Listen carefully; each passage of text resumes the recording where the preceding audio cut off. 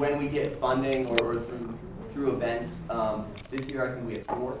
So it's not anything that we get a large number of, but the year before that 2 maybe. I think the highest year I've seen is we had 6. So it's a thing we can't do a lot of, so it's a very meticulous procedure when we do get one, because we have to make sure that that's, getting its money's worth. Go ahead. Yeah, I saw something on the Smithsonian Channel where they can put a RFID tag on a bee, which is only about maybe 2 or 3 millimeters square. Mm-hmm. Have you guys tried that or not? Well, so we are trying to get better there. Because all the permitting issues and protected species, it has to be, I think, the most attacking way is 10% of the turtle. So when you have small turtles that are an ounce, hatchlings that are an ounce, 28 grams, so it has to be, you'd have to have a 3-gram satellite tag. Or so things like not having batteries can make them lighter, but still to have something that's unencumbering.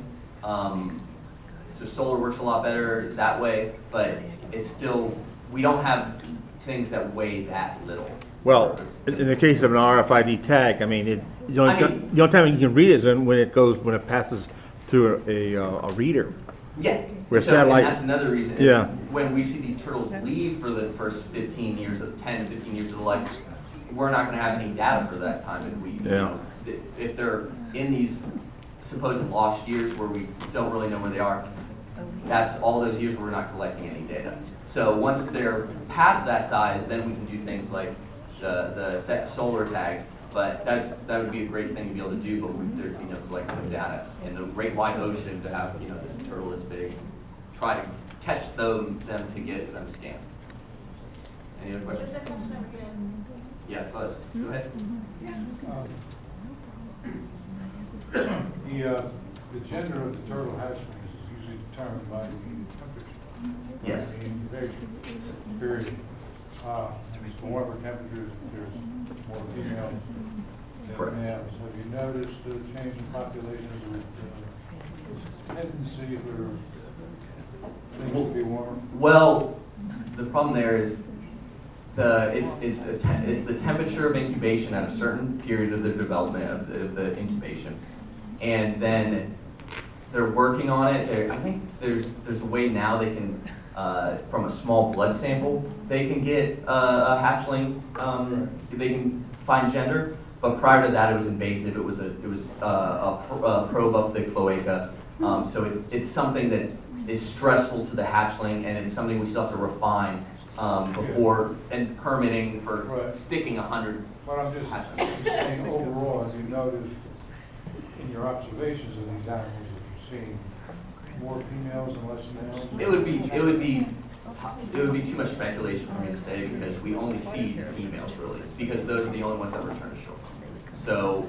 So that, and we've only caught, I believe, 2 to 4 males in the Indian River Lagoon, like adult male greens, ever in our netting.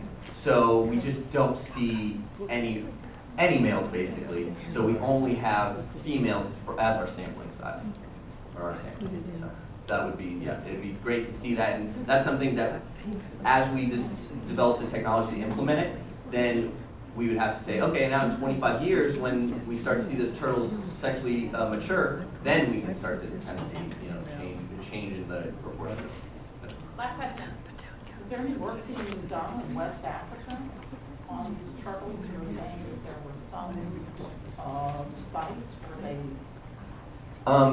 So I don't know too much about that. I was able to see somebody they're still dealing with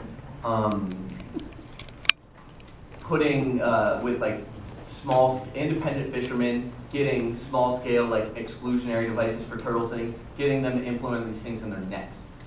Because they're not supposed to catch turtles, but if you're catching fish by yourself, your family, and you caught a turtle, and you're going to get in trouble for reporting it, you're not going to report it, or you may be less likely to.